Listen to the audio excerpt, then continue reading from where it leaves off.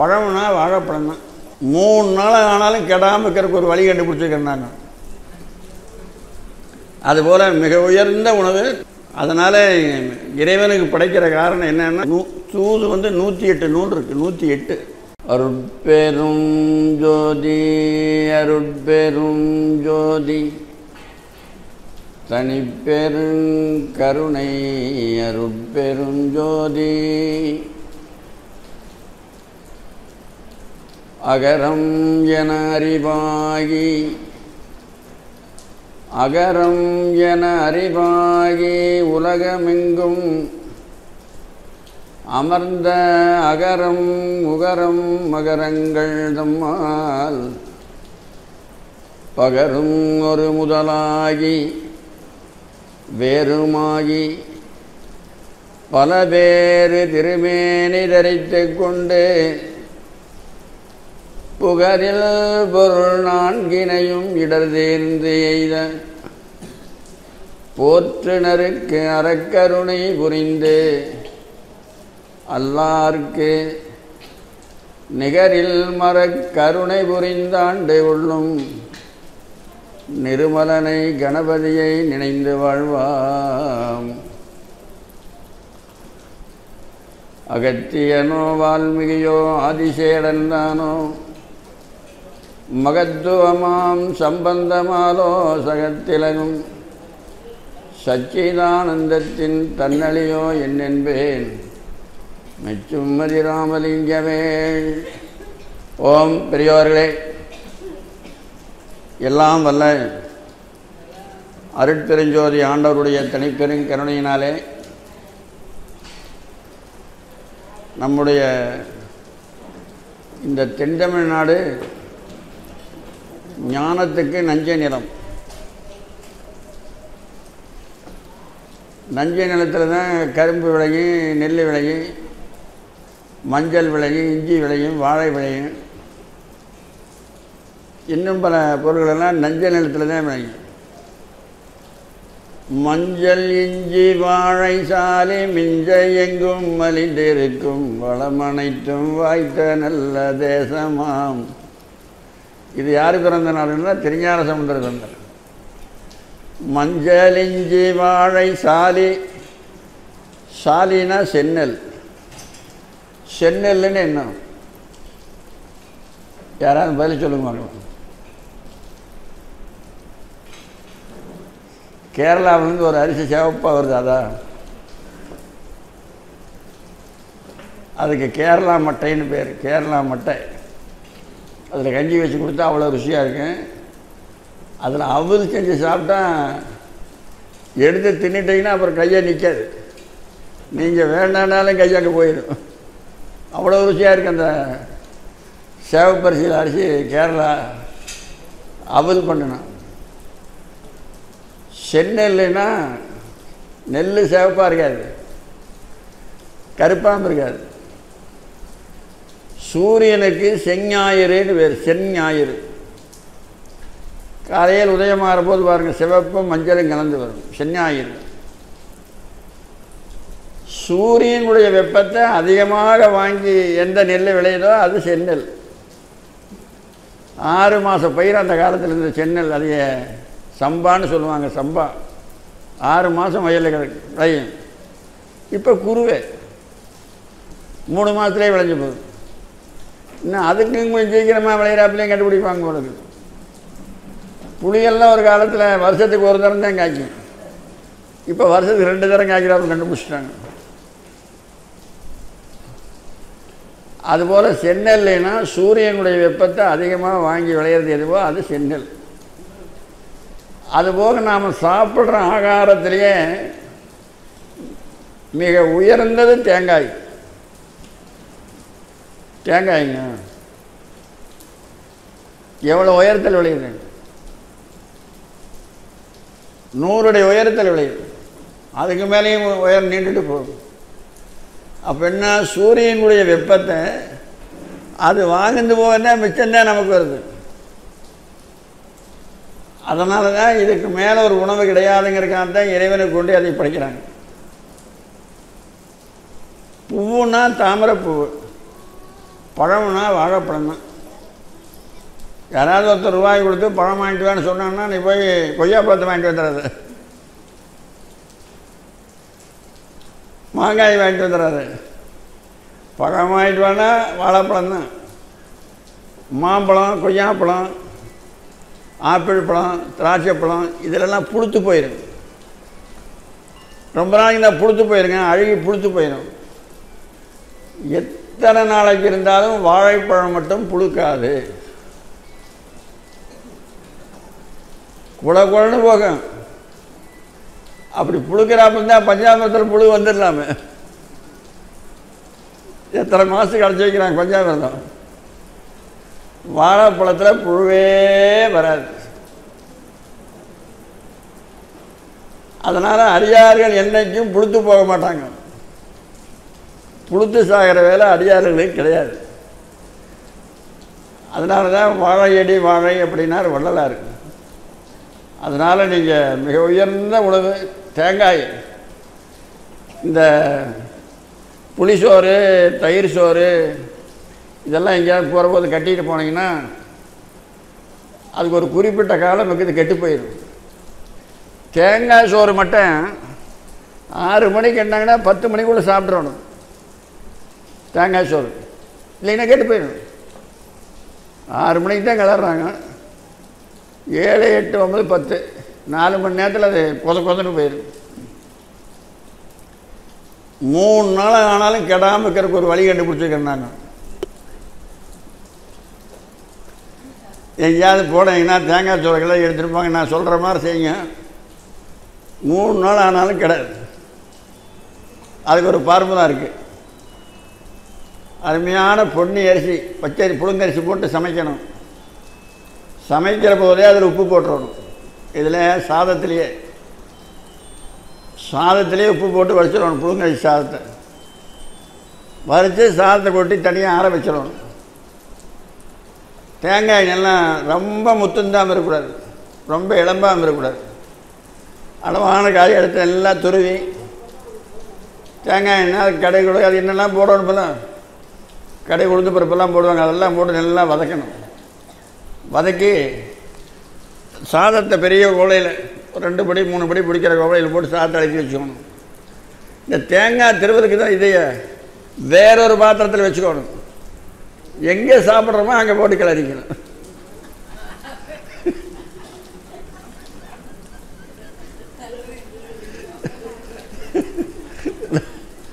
நாலாம் கிடையாது. தேங்காய் சாதம்னாவே இந்த சாதம் ரொம்ப நேரம் தேங்காதுன்னு அர்த்தம். சீக்கிரமாக நீ சாப்பிட்ரு, இது தேங்காது, சீக்கிரமாக கெட்டு போயிடு அப்படின்னு அதுக்கு அர்த்தம் தேங்காய் சாதம்னு. அதை 3 நாளைக்கு வச்சுட்டு சாப்பிடல நாங்கள் சொல்கிற மாதிரி செஞ்சீங்கன்னா. அதுபோல் மிக உயர்ந்த உணவு தேங்காய். தேங்காயும் வாழைப்பழம் மட்டுமே சாப்பிட்டு ஒருத்தர் வாழ்ந்தார் ஸ்ரீசைலத்தில். ஸ்ரீசைலம் போயிருப்பீங்கன்னு நினைக்கிறேன், யாராவது கேள்விப்பட்டிருக்கலாம். இல்லைன்னா இன்றைக்கு நல்வாழ்வு மையம்னு ஒரு அமைப்பு அங்கே இருக்குது. அதனால் இறைவனுக்கு படைக்கிற காரணம் என்னென்னா இதை சாப்பிடுங்க, அதனால் உங்களுக்கு கெடுதல் வராது அப்படின்னு அர்த்தம். அடுத்து 63 நாயன்மார்கள். 63 நாயன்மார் யாருன்னு, நடராஜா யாருன்னா, உங்களுக்கெல்லாம் சினிமா பார்த்துருப்பீங்க. நீங்கள்லாம் எல்லோரும் இப்போ சினிமா பார்க்காதவே ஆள் இருக்காது. அதில் கதாநாயகன் ஒருத்தன் இருப்பான், வில்லன் ஒருத்தன் இருப்பான். வில்லன் இந்த ஒரு ஊரில் எம்ஜிஆர் எதுக்கோ போய்க்கிறார். ஒரு அம்மா கூப்பிட்டு இந்த எம்ஜிஆரை கட்டி தழுவிட்டு, சாமி என் தங்கம், உன்னை பார்க்குற போதெல்லாம் எனக்கு ரொம்ப ஒரு விருப்பமாக்குது, நீ கொஞ்சம் ஜாக்கிரதையாரு அப்படின்னு தான். என்னம்மா அந்த நம்பியார் பயிர்கிட்ட மட்டும் கொஞ்சம் ஜாக்கிரதையாக, நம்பியார் பயிர்கிட்ட மட்டும் கொஞ்சம் ஜாக்கிரதையாருன்னு சொல்லிச்சான். நம்பியாருன்னா அவருக்கு வில்லனா நடிப்பான். அதுக்காக அது இழந்து கிடந்தால் உண்மையாக அப்படி உண்மையாகவே அப்படிங்கிறான்னு அது நினச்சிடுது. அதுபோல் கடைசியாக தோல்வி அடைகிறது யாருன்னா வில்லன் தான். வில்லன் தான் தோல்வி அடையணும். அப்போ தான் கதை சுவைக்கும். கதையை வளர்த்துறவனும் அவன் தான், தோல்வி அடைகிறவனும் அவன் தான். வில்லன் தான் தோற்று போவான், கதாநாயகன் ஜெயிச்சிடும். 63 நாயன்மார்கள் எல்லாரும் கதாநாயகர்கள். நடராஜா வில்லன். நடராஜா வில்லனுங்க. எல்லா நாயன்மார்கிட்ட தோற்று போனார். ஒருத்தர்கிட்ட கூட ஒரு வெற்றியே கிடையாது.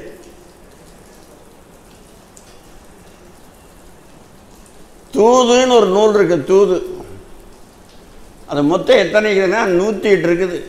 தூது 108 நூல் இருக்கு. 108. அதில் வெற்றி கொண்ட தூது ஏதாவது இருக்குதானா? ஒன்னே ஒன்று தான் வெற்றி கொண்டது.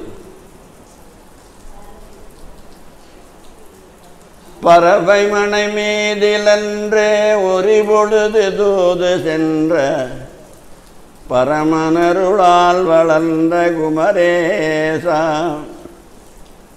பறவை மனை மீதிலன்றே இருபொழுது தூது சென்ற பரமனருளால் வளர்ந்த குமரேசா. பறவையார் இடத்துல பெருமான் தூது போனார்ல, அருள் பசவையறைய ஆரூர் மருகின் அருள் கொண்டு இராமுழுதும் உலகம் பதம்ங்கிறார் வள்ளல் பெருமான். தேரூரும் தெருவுதோறும் நடப்பித்தாய் ஆரூரான் என் பெருமை அனன்பாலும் அளப்பரிதேங்கிறார். அதில் சிவபெருமான் போன தூது ஒன்று மட்டும்தான் வெற்றி. மற்ற எல்லா தூதும் போச்சு, எல்லாம் ஃபெயில் தான். ராமர் ஆஞ்சநேயர் அனுப்பினார்ல, அந்த தூதும் போச்சு. கிருஷ்ணன் தூது போனான்ல, அதன் தூது போச்சு. உலோகம் போனான்ல, உலோகன் தூது அதன் போச்சு. எல்லாமே வெற்றி தான், தோல்வி தான். சிவபெருமான் போன தூது ஒன்று மட்டும்தான் வெற்றி அடைஞ்சு. ஏன்னா அது தோல்வி அடையக்கூடாதுங்கிறதுக்காக, சரி நீங்களே வந்துட்டீங்க என்ன செய்கிறது, வர சொல்லுங்க அப்படின்ட்டாங்க பறவையார். பரமனே தன்னுடைய சங்கி சக்கராயத்தோட விஸ்வரூபமாக காட்சி கொடுத்தார். அதனால தான் அம்மையார் ஒத்துக்கொண்டாங்க. அதுபோல் பரமேஸ்வரன் போன தூது ஒன்று தான் வெற்றி. அதனால் ஆண்டவன் அடியார் இடத்துல தான் தோற்று போவார். மற்ற எல்லா இடத்துலையும் அவருக்கு தோல்வி தான். ஒரு இடத்துல ஒரு முனிவர் வாழ்ந்தார். முனிவர், அவர் பேர் குசேலன்னு பேர். குசேலன். அவருடைய மனைவி சுசீலைன்னு பேர். மனைவி எல்லாருக்கும் வாய்க்காது.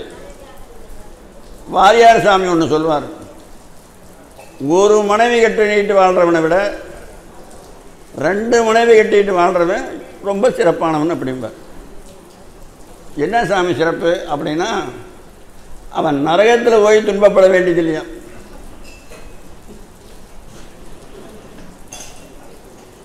அந்த துன்பத்தை இங்கேயே அடைஞ்சிடலாமா.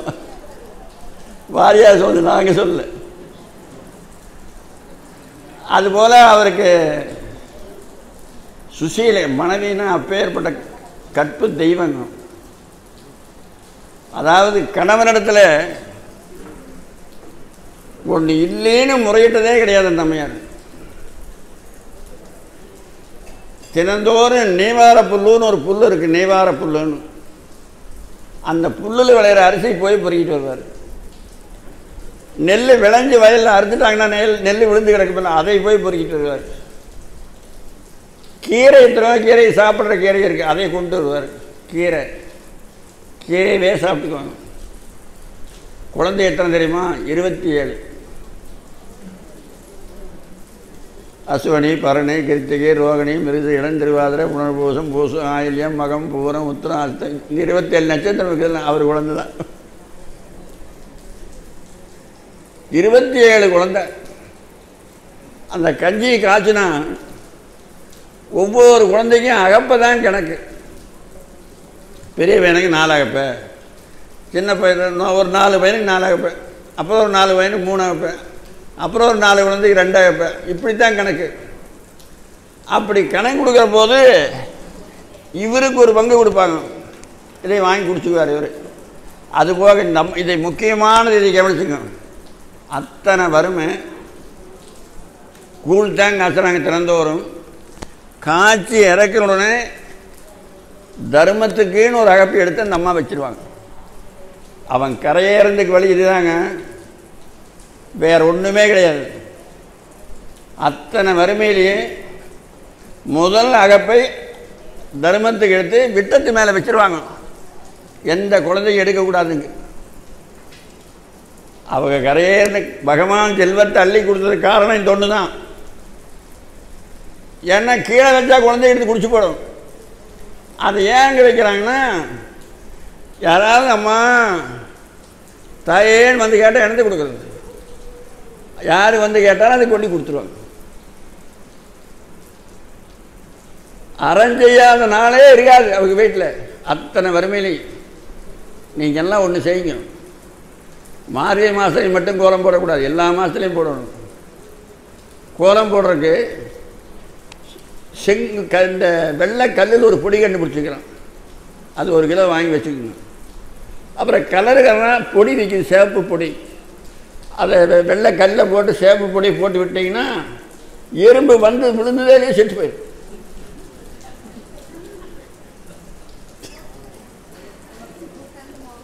அது எந்த புண்ணியமாக கண்டுபிடிச்சோன்னு தெரியல.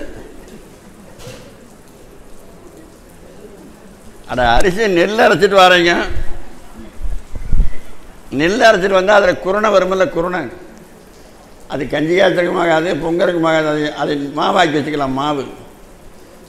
மாவாக்கி வச்சுட்டு அதுபோல் வீட்டில் இந்த சிக்கல் கோலம் போடக்கூடாது. சிக்கல் கோலம் போட்டாங்கன்னா உங்கள் வீட்டில் சிக்கல் இருந்துகிட்டே இருக்குது. எத்தனை சிக்கல் இப்படி இப்படி இப்படி இப்படிங்கிறாங்களா, அப்படி போடவே கூடாது. சிக்கலே தீராது வீட்டில். நீளமாக கோடு போட்டு தான் கோலம் போடணும். நீளமாக இப்படி 2 கோடு போட்டுங்க, அப்படி மேலே இப்படி வளைச்சி விட்டுருங்க, அவ்வளோதான். அது போதும். இல்லைன்னா ஒரு விளக்கு போட்டு விடுங்க, விளக்கு எரியாப்பில் போட்டு விடுங்க, இல்லைன்னா இப்படி கும்பிட்றாப்பில் போட்டு விடுங்க. வருங்க எழுதி விடுங்களேன். நீங்கள் கூப்பிட கூட அது கூப்பிடுங்கலாம், வாங்கன்னு. அதுபோல் பாரதிதாசன் கேள்விப்பட்டீங்கன்னா, புரட்சி கவிஞர் பாரதிதாசன், அவர் நாத்திகர் தான். அவர் நிறையா நூல் எழுதிக்கிறார். அவர் அதில் இருண்ட வீடுன்னு ஒரு நூல், இருண்ட வீடு, அது கல்லூரியில் கூட பாடமாக வச்சுருக்கிறாங்க. நாத்திகர் சொல்கிறாரு, நீ காலையில் கோலம் போடுற போது கோலம் போட்டிங்கன்னா வானத்தில் இருக்கிற நட்சத்திரமெல்லாம் வந்து வீட்டில் கிடக்கிற மாதிரி போடணுமா, வெள்ளை வெளியேறுன்னு. அரிசி நல்லா கழிஞ்ச பிறகு அதை மாவாக்கணும், அப்போ தான் வெள்ளையாக இருக்கும். வானத்து விண்மீன் விரைந்தோடி வந்து, பாரதிதாசன் பாடுறாரு, வானத்து விண்மீன் விரைந்தோடி வந்து வீட்டின் முன்னே விழுந்ததோ என்ன, அரிசி மாவினால் கோலம் வகை வகையாக தீட்டுக்க கண்ணி. அரிசி மாவினாலும் போட சொல்கிறாரு நாத்திகர். இனிமேலாவது கல்லில் போடுறீங்களா? யாராவது? யாரும் இல்லை. இனிமேல் போடாதீங்க. அதாவது ஒரு பரதேசி வந்து உங்கள் வீட்டில் கேட்கலாம், இருந்தால் போடுங்க, இல்லைன்னு போக சொல்லுங்க. அதுக்காக அவன் ஓட்டில் கொண்டு மண்ணை போட்டான்னு அவன் என்ன சொல்லுவான்? ஒரு மணல் அள்ளிட்டு போய் அவன் ஓட்டில் போட்டீங்கன்னா நீ சோமாரனை வளர்த்திட்டு போவான், உன் குடும்பம் நாசமாக போட்டுருப்பான். அந்த மண்ணை கொண்டு அவன் ஓட்டில் போட்ட கதை தான் இந்த கல் மாவில் கோலம் போடுற கதை. அதனால் அந்த மாவையே வாங்காதீங்க, நீங்களும் செய்யாதீங்க. சில பேர் அவங்களே செய்யறதுக்கு ஆரம்பிச்சிடுறாங்க. அது ப்ரொடக்ஷனே அவங்க பண்ணுறாங்க, அந்த வேலையில் ஆகாது. அதுபோல் அந்த அம்மா அத்தனை வறுமையிலேயே ஒரு அகப்பை கூழ் மோந்து விட்டத்தில் வச்சுருவாங்க. யாராவது வந்தால் அம்மா தாயே அப்படி வருவாங்க. பிச்சைக்காரன் வந்தால் மட்டும் இல்லைன்னு சொல்லக்கூடாது. பிச்சைக்காரன் இல்லைன்னு சொன்னால் பிச்சைக்காரனை விட நீ மோசம்னு அர்த்தம். ஒரு வள்ளல்கிட்ட போய் வள்ளல் கொடுக்குறான், அது ஒருத்தன் வேண்டாங்கிறான், அவனை விட இவன் பெரியவன் அர்த்தம். வேண்டாங்கிறவன் அவனை வள்ளல் விட பெரியவனுங்க. ஈயன கேட்டல் இழிந்தன்று, ஈயன் என்னல் அதனினும் பிழிந்தன்றுகிறார். இல்லைன்னு சொல்றவன் அதை விட மோசம்ங்கிறார். அதுபோல அந்த அம்மா அதை எடுத்து வச்சிருவாங்க. தனக்கு கொடுக்குற ஆகாரத்தை சாப்பிட்டு தந்ததன் பங்கையின்றி தபலரும் உவகை பூத்து மந்திர மறைகளை கெட்டா மாலடி நினைந்திருப்பார். தனக்கு கொடுத்த பங்கை சாப்பிட்டு தந்த தன் பங்கு அயின்று தவலரும் உவகை பூத்து மந்திர மறைகளை கெட்டா மாலடி நினைந்திருப்பான். திருமாலையே நினைச்சிருப்பான். ஒவ்வொருத்தரும் ஒரு கடவுளை, எந்த கடவுளை வேணா வருவார். அந்த கடவுளாக வாரவர் அற்புதஞ்சோதனார் தான் வருவார், வேறு கடவுள் இல்லை. நீ முருகனை கும்பிட்டாலே அற்புதஞ்சோதனார் தான் வருவார். நீ விநாயகரை கும்பிட்டாலும் அவர் தான் வருவார். கடவுள் ஒருத்தர் தானே. அட எந்த குட்டையில் தண்ணி என்ன வானத்திலிருந்து பெஞ்ச மழை தானே, அதுக்கு வேறையா தண்ணி வந்தது. அந்த அம்மா தினந்தோறும் குழந்தைகள்லாம் பெருசாகுது. ஒவ்வொரு குழந்தைகளை கஞ்சி கொடுக்குற போது சண்டை போட்டுக்குது. அம்மா எனக்கு கூத்துலின்னு ஒரு குழந்தை போய் பொய் சொல்லுது. இன்னொரு குழந்தை கொடுத்துட்டு போய் பிடிங்கி குடிக்குது. இன்னொரு குழந்தை குடிக்கிற போது போய் தட்டி விடுது. தெருவில் விளையாட போனால் ஏதாவது குழந்தைங்க, அடுத்த வீட்டு குழந்தை வடை கொண்டு வந்து திங்கி, அந்த குழந்தை கேட்கும், குசேர் குழந்தை அது என்னென்னு கேட்கும், வடைங்க. வடைனா இந்த அம்மா அந்த குழந்தைய வேகமாக வீட்டுக்கு ஓடி வரும். அம்மா அது ஏதோ குழந்தை வடைன்னு சொல்லிச்சு, அது என்னம்மா அது வடைனா அப்படின்னா அந்த அம்மா வேறு ஏதாவது ஒன்று சொல்லி அவனுடைய சிந்தனையை மாற்றிடுவான். கண்ணா கிருஷ்ணன் 29 நாள் தொட்டிலில் படுத்துருக்கிறான். தொட்டிலில் இந்த குழந்தை கேட்டது வடைன்னு என்னென்னு கேட்டது. இவன் என்ன சொல்கிறான்னு பாருங்க. 29 நாள் குழந்தை ஒரு தொட்டிலில் படுத்துட்டு இருந்தது. பூதகின்னு ஒருத்தி வந்தான். எல்லா குழந்தைகளும் பால் கொடுத்து கொண்டு இவங்கிட்ட வந்தான். இவனை தூக்கி மடியில் வச்சு பால் கொடுத்தா. கரண்டில் கை வச்ச மாதிரி அவர் ரத்தத்தை பூரா உறிஞ்சிட்டு கீழே போட்டார். அப்படின்னா அந்த குழந்தைக்கு அந்த வடை கேட்டது மறந்து போயிருக்கு. ஒன்றை கேட்டால் ஒன்றை சொல்லி சிந்தனையை மாற்றிடுறது. நம்மளாலெல்லாம் செய்ய முடியாதுன்னு சொல்ல மாட்டாங்க. காலம் வருமுன்னு அவன் நினச்சி வேண்டிக்குவான். தினந்தோறும் போய் கணவன்கிட்ட நிற்பா ஏதான்னு சொல்லலாம்னு என்னத்தை சொல்கிறது. எப்படியோ குழந்தைகள்லாம் பெருசாகிடுது. எப்படியாவது சொல்லலாம் யோசனை பண்ணி தினந்தோறும் அந்த இது கொடுக்குறாங்கல்லங்க, நீவார புல் கொண்டாந்து ஒரு இவ்வளோ எடுத்து வைப்பாங்க. எடுத்து ஒரு டப்பாவில் போட்டு வைப்பான். அந்த நெல் ஒரு படி நெல் ஆகிடுது. நீவார புல் அரிசி நெல் ஒரு படி ஆகிடுது, பத்திரமா இருக்குது. அப்புறம் ஒரு நாள் போய், ஏங்க குழந்தையெல்லாம் பெருசாகிடுது, நீங்கள் கொண்டு வரது ஒன்றும் பத்தில், ஏதாவது வழி செய்ய என்ன செய்யலாம்ங்கிற. கிருஷ்ணன் உங்கள் கூட படித்தவன் தானே, 2 பேரும் ஒரே வகுப்புக்காரன் தானே படித்தீங்க, அவர்கிட்ட போயிட்டு வாங்க அப்படின்னு சொன்னாங்க. அதாவது குசேலர் 4 விரதம் எடுத்திருந்தார். என்ன விரதம்னா, தானாக போய் எதையும் கேட்க மாட்டார். 1. அடுத்தவன் ஏதாவது தானம் கொண்டாந்து கொடுத்தா வாங்க மாட்டார். 2. தானாக உழைச்சித்தான் சாப்பிடணும். 3. தான் உழைக்கிறதுல ஒரு பங்கு தர்மம் செய்யணும். 4. இந்த 4 விரதம் அவர் எடுத்திருந்தார். இப்போ புரியுது என்னென்ன விரதம்னு. தானாக போய் அடுத்தவங்கிட்ட யாசகம் கேட்க மாட்டார். அவனாக கொண்டாந்து கொடுத்தாலும் வாங்க மாட்டார். தானாக உழைச்சி சாப்பிடுவார். தான் உழைக்கிறதுல ஒரு பங்கை தர்மம் செய்வார். இந்த 4 விரதம். உடனே மனைவி சொன்னாங்க, கிருஷ்ணனை போய் பார்த்துட்டு வாங்கன்னு தான் சொன்னாங்க. அவர்கிட்ட போனீங்கன்னா ஏதாவது பொருள் கேட்டு வாங்கிட்டு வாங்கினலாம் சொல்ல, போய் பார்த்துட்டு வாங்க அப்படின்னு சொன்னாங்க. மனைவினா அப்பேற்பட்ட மனைவி வைக்கணும். அடி பொண்ணு, கிருஷ்ணன் நானும் ஒன்றாத்தான் படித்தோம். ஆனால் ஆண்டவன், அடியார், அரசன் இந்த 3 பேரையும் பார்க்க போனால் ஏதாவது ஒரு பொருள் கொண்டு போகணும். சும்மா போகக்கூடாது. என்ன கொண்டு போகிறது? ஆண்டவனை பார்க்க போகிறோம். இப்போ நீங்கள்லாம் கோயிலுக்கு போகிற போது ஏதாவது கொண்டு போகிறீங்க. அரசனை பார்க்க போனால் கொண்டு போகலின்னா காரியம் நடக்காது. அந்த காலத்தில் டேபிள் மேலே டேபிள் அதுக்கு மேலே இந்த பேப்பர் வெயிட்டுன்னு ஒன்று வச்சுருப்பாங்க, கண்ணாடி குண்டு.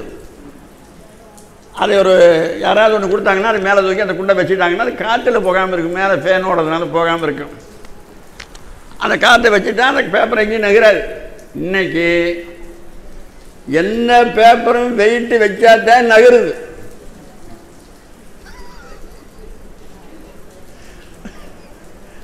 அன்னைக்கு வெயிட் வச்சுட்டா நகராது. இன்னைக்கு வெயிட் வைக்கலைன்னா நகராது. எல்லாத்தையும் வெயிட் வச்சு நீங்கள் எல்லாம் பழகிட்டீங்க. அவன் வேண்டாம் நீங்கள் விடுதலை நீங்கள் கொடுத்துட்டு வந்துடுறீங்க, அர்ச்சனை கொடுத்துட்றீங்க. ஆண்டவங்கிட்ட போகிற போது அப்படித்தான் அடியாரை பார்க்க போனாலும் ஏதாவது ஒன்று கொண்டு போகணும். சில பேர் கஞ்சன் இருப்பான், கஞ்சன். அவன் என்ன பண்ணான், சாமி கும்பிட போனான்னா அந்த பிள்ளையார் சர்க்கரையில் பிடிச்சி வச்சுருந்தாங்கன்னு வச்சுக்காங்க, கும்பிட போட பிள்ளையார் அந்த சர்க்கரையிலேயே கொஞ்சம் கிள்ளி வச்சு கும்பிட்டு வந்துடுவான். அப்பேற்பட்ட கஞ்சன் இருக்கிறான், அப்பேற்பட்ட கஞ்சன் இருக்கிறானுங்க. 2 கஞ்சனுக்கு போனானுங்க. 2 அம்மா 2 பேருக்கு கட்டிச்சோறு கட்டி கொடுத்தாங்க. இவன் போகிற போதே பேசிட்டான், யாருடைய சோறு முதல்ல தீருதோ அவன் தோற்று போனான்னு அர்த்தம் அப்படின்னு 2 பேரும் முடிவு பண்ணிட்டானுங்க. முடிவு பண்ணிட்டு போயிட்டு 2 பேரும் இது எப்படி நான் சோத்தை தீர்க்காமக்கிறதுன்னு முடிவு பண்ணானுங்க. ஒருத்தன் என்ன பண்ணான், அந்த சோத்து மூட்டையை அப்படியே தண்ணிக்குள்ளே விடுறது, தண்ணிக்குள்ளே விட்டு அந்த தண்ணியை மட்டும் புழியிறது, புழிஞ்சு குடிச்சுக்கிறது. மூட்டை அப்படியே இருக்குது, நீர் யாரை குடிச்சுட்டே இருக்கிறான். அப்புறம் இவன் யோசனை பண்ணான், எப்படின்னா தண்ணி நினச்சானே அப்புறம் சோறு கிடத்தானே அப்புறம் கரைஞ்சி வருமெல்லாம் கொஞ்சம் தீண்டுருமெல்லாம்.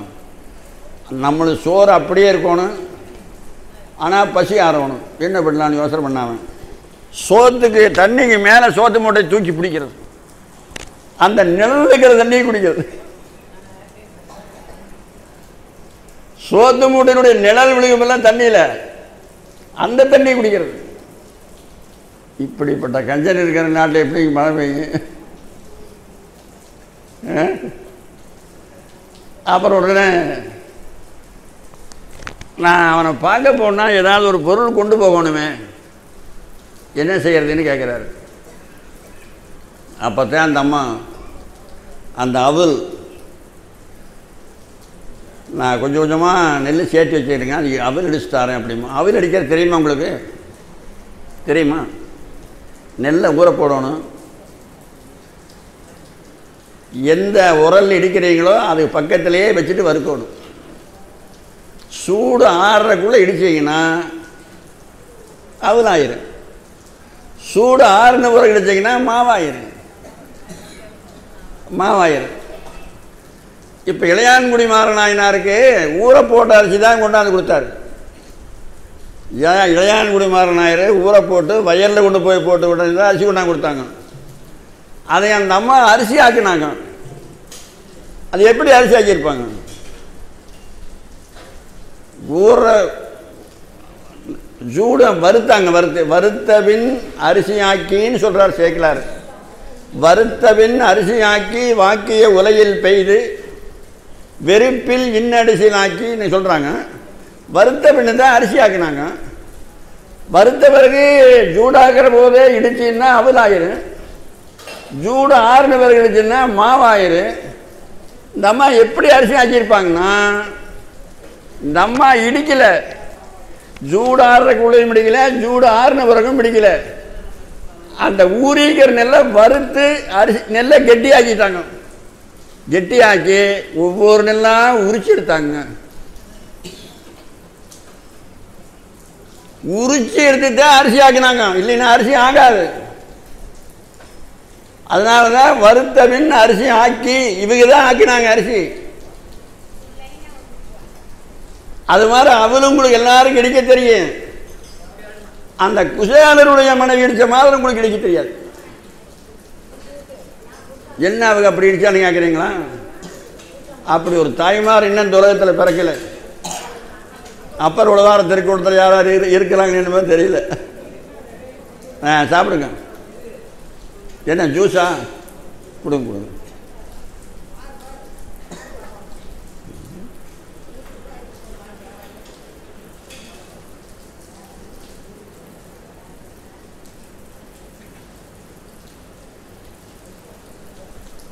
ரைஸ் போட்டதான், ரைஸ் போடாமல் கொண்டு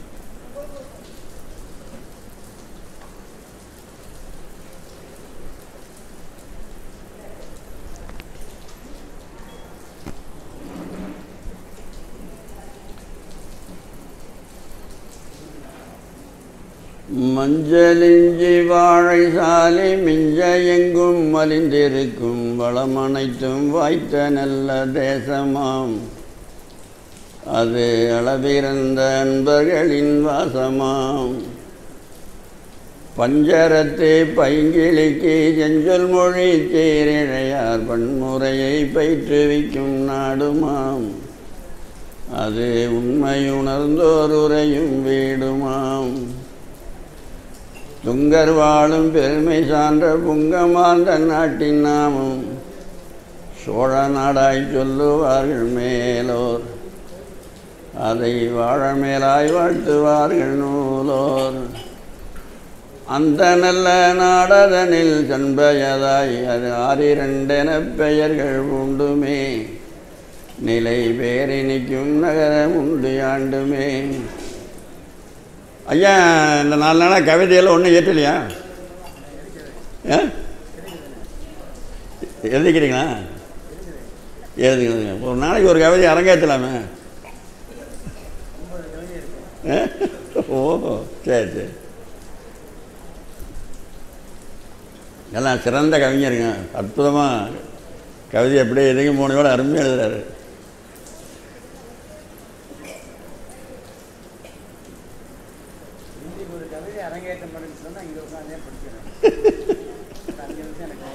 சரி சரி சரி, ஒரு 5 நிமிஷம் முன்னே முடிச்சிடுறோம்.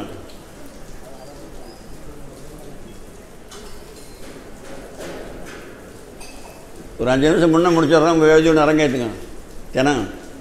சரி. மந்திரம் அப்படியா? அப்போ 2 கோடி ஆகிட்டு. இன்னும் கூட்டம் நிறைய வருது. இன்னும் தெருக்கூட்டமெல்லாம் ஒரு தெருக்கூட்டம் தான் வந்தாங்க, இன்னும் 4 தெருக்கூட்டம் இருக்குது.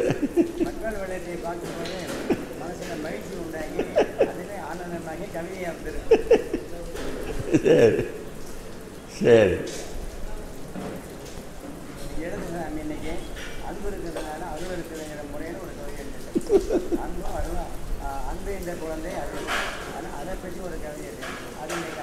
சரி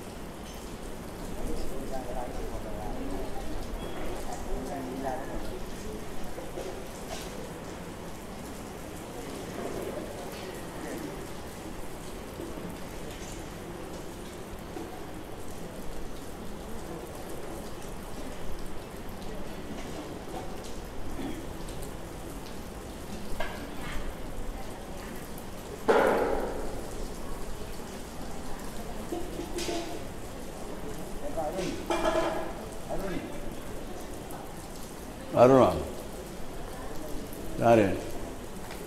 அந்த பேப்பரை மட்டும் தனியாக எடுத்து கொடுங்க. இல்லை, அதை பிடிச்சிட்டு படிக்கிறது கஷ்டமாக இருக்குது.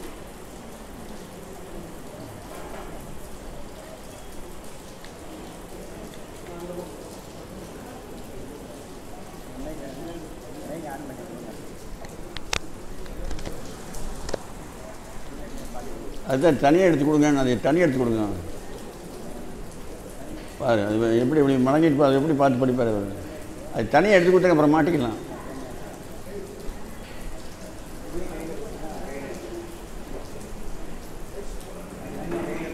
தனியாக எடுத்து கையில் கொடுங்க ஐயா. அது எந்த கவிதைன்னு கேளுங்க.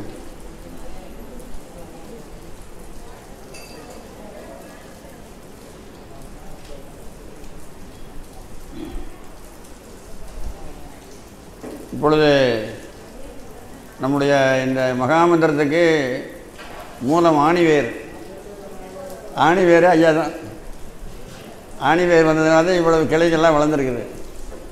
ஆணிவேர் ஸ்ட்ராங்காக இருந்தால் மரம் கீழே விழாது. தினந்தோறும் ஒரு கவிதை ஏற்றி கொண்டிருக்கிறார்கள். தினம் ஒரு கவிதை. அதை இப்பொழுது உங்கள் முன்னிலையில் அரங்கேற்றுவார்கள்.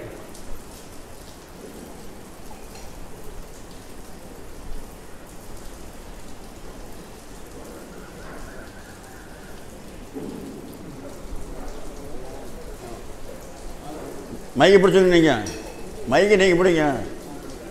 அட அந்த பக்கம் போங்க.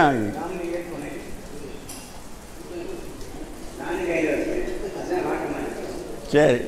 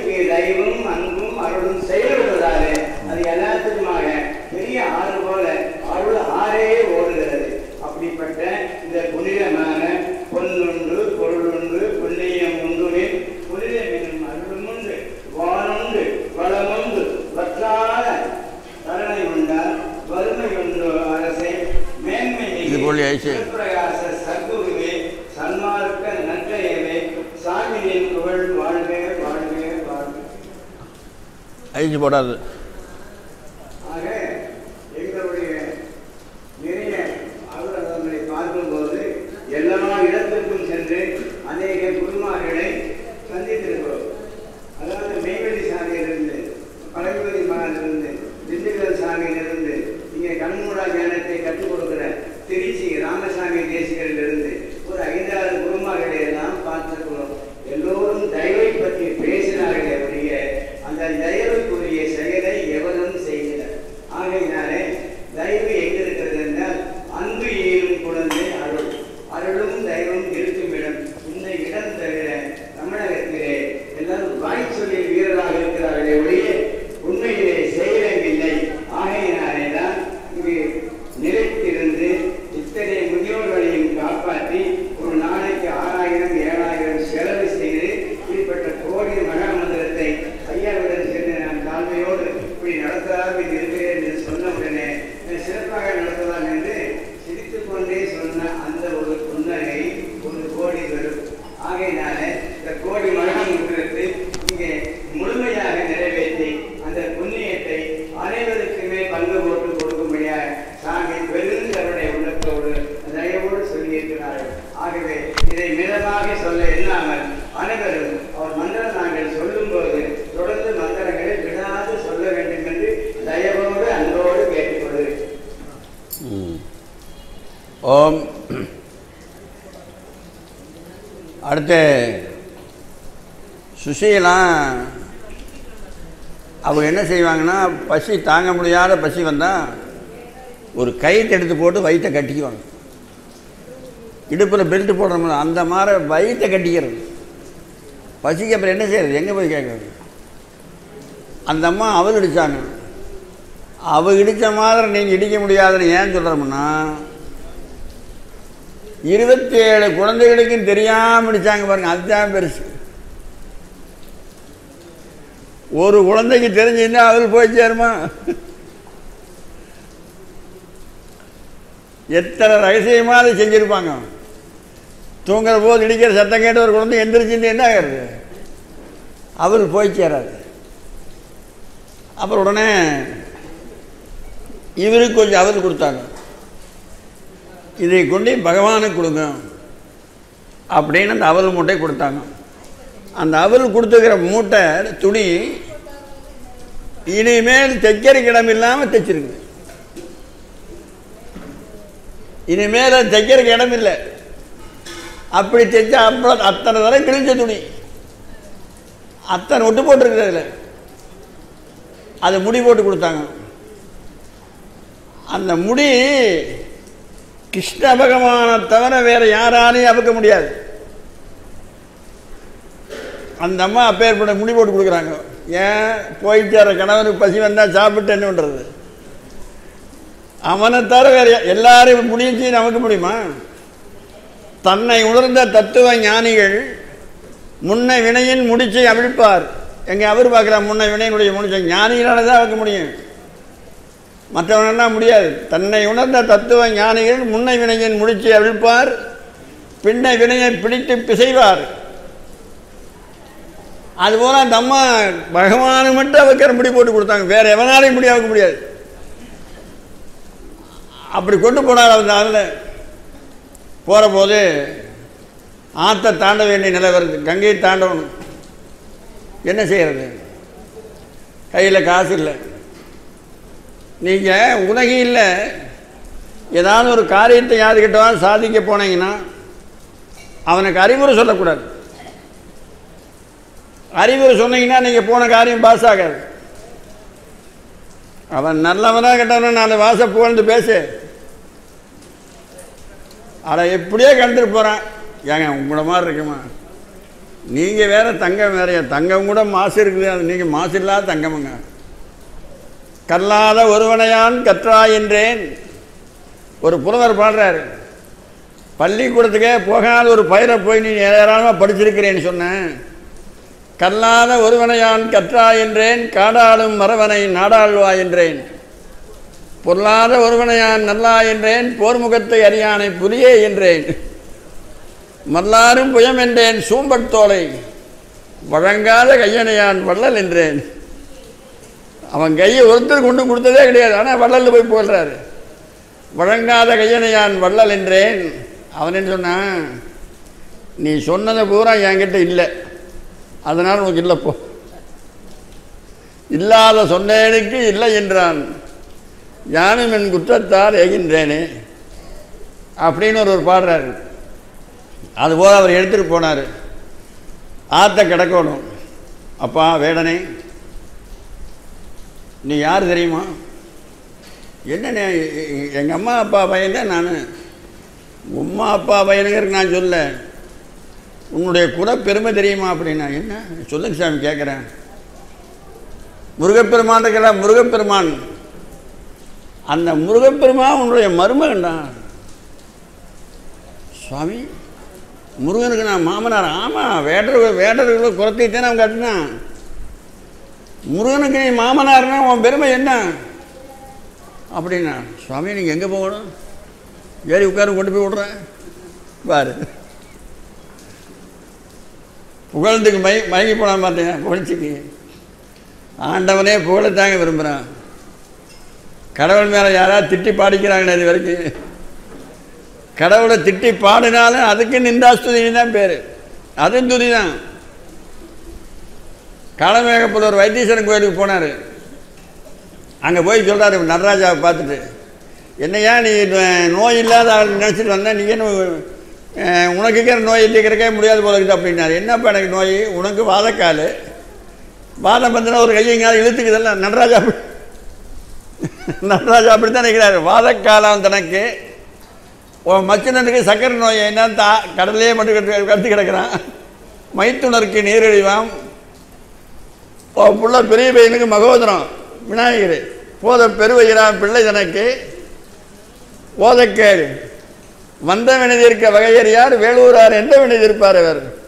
உன் வீட்டில் இருக்கிற வந்திக்கிற நோயை தீர்க்கிற முடியல உன்னால நீ எந்த வினையை தீர்க்க போகிற எனக்கு நீ ஒரு வினையும் தீர்க்க வேண்டாம் ஒன்று வேண்டாம் போ அப்படின்ட்டு போகிற காலமேகம். அப்படி பாடினாலும் அது நிந்தாஸ்துதி தான் பேர்.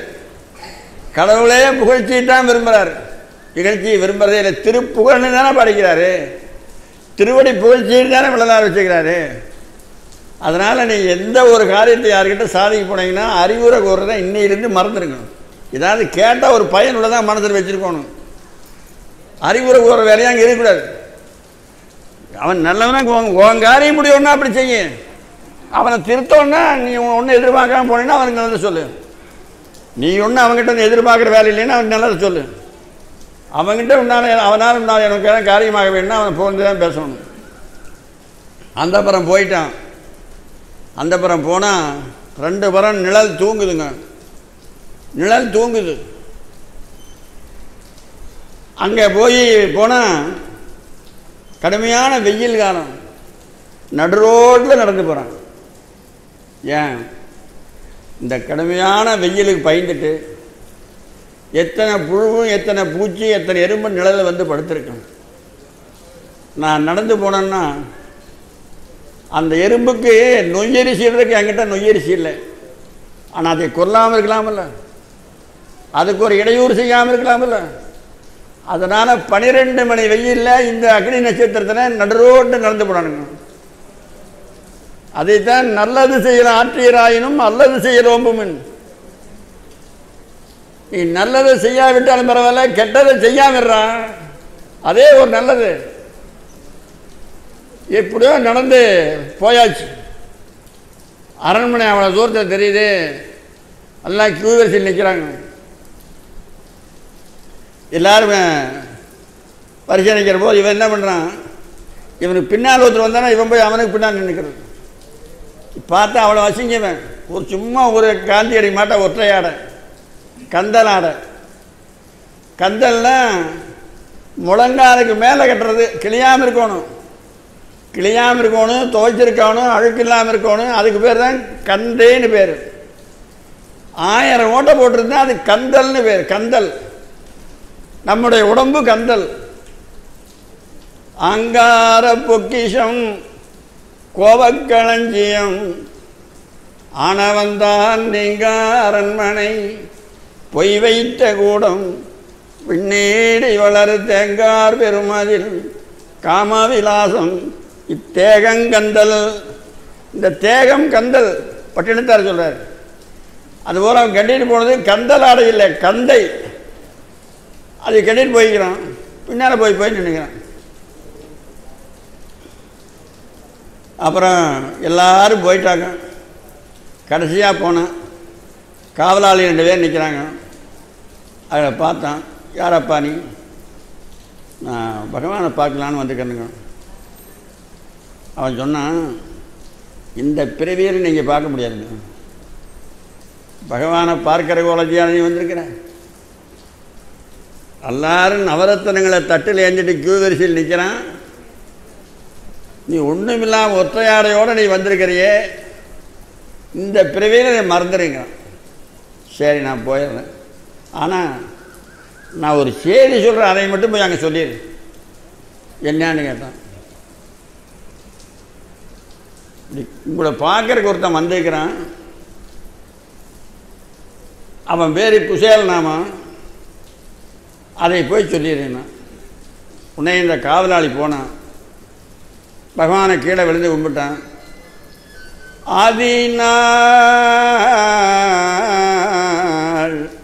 ஆதிநாள்னா முன்ன இளம பருவத்தில். ஆதிநாளையா நின்னோடு அருங்கலை பயின்றுளான. உங்கள் கூட பள்ளிக்கூடத்தில் படித்தவன் ஆமாங்க. ஆதிநாளையா நின்னோடு அருங்கலை பயின்றுளான. அப்புறம் இப்படின்னு உடனே கிருஷ்ணனுடைய எண்ணம் சாந்தீபமுனையுடைய ஆசிரமத்துக்கு போயிடுது. எத்தனையோ பேர் என் கூட படித்தாங்க. அவன் பாருங்க எப்படி சொல்கிறான்னு. எத்தனையோ பேர் படித்தாங்க. இது ஏன் சொல்கிறான்னு தெரியலையே, யார் சொல்கிறான்னு தெரியலையே, யார் என் கூட படித்தவன்னு தெரியலையே. ஆதிநாள் ஐயா நின்னோடு அருங்கலை பயின்றுளானாம். அடுத்து போதவும் சிறந்த நட்பு பூண்டு கொண்டவனாம். உங்களுக்கு சிறந்த நண்பனாமாங்க. அப்பவுமே அவனுடைய சந்தேகம் தீரல. எத்தனையோ பேர் நண்பர்கள் இருந்தாங்க, எத்தனையோ பணக்கார நண்பர்கள் இருந்தாங்க. காரில் வரவன் இருப்பான், பைக்கில் வரவன் இருப்பான், சைக்கிளில் வரவன் இருப்பான், நடந்து வரவன் இருப்பான். எவனை பற்றி சொல்ல போனது இல்லையே. போதவும் சிறந்த நட்பு. போதம்ங்கிற சொல்லுக்கு நிறைவுன்னு அர்த்தம். சிவஞான போதம்னு ஒரு நூல் இருக்குது தெரியுமா? சித்தாந்த சாஸ்திரத்தில் 3வது இடத்துல இருக்குது. அது சிவஞான போதம்னு. போதம்னா நிறைவுன்னு அர்த்தம். அது என்னங்க நிறைவுன்னு எங்கேயும் இருக்குது? இப்போ சாப்பாடு போடுறாங்க, வயிறு நிறைஞ்சு போச்சு, போதும்னு சொல்கிறியா இல்லையா? போதும்னு என்ன? போதுங்க, இனிமேல் போடாதீங்க. ஐயோ என்னால் முடியாது, ஐயோ வேண்டாங்க போடாதீங்க, நீ போட்டால் வீணாக போயிருங்க கெஞ்சுறாங்கல்ல. அதை போதம்னா நிறைவுன்னு அர்த்தம். ஞானம் நிறைவிடஞ்சிடாது. அதுபோல உங்களுடைய நட்பிலேயே நிறைவான நட்புள்ளவனாமாங்க அவன். போதவும் சிறந்த நட்பு பூண்டு கொண்டவனாம். எத்தனையோ பேர் நண்பர்கள் இருந்தாங்க, யாருன்னு தெரியலையே. அப்புறம் இன்னொன்று சொல்கிறான் அடுத்தடி, கந்தை மேதகை கொண்ட நீரான். அவன் கந்தையாடதை உடுத்திருப்பானாமாங்க. கந்தையாடை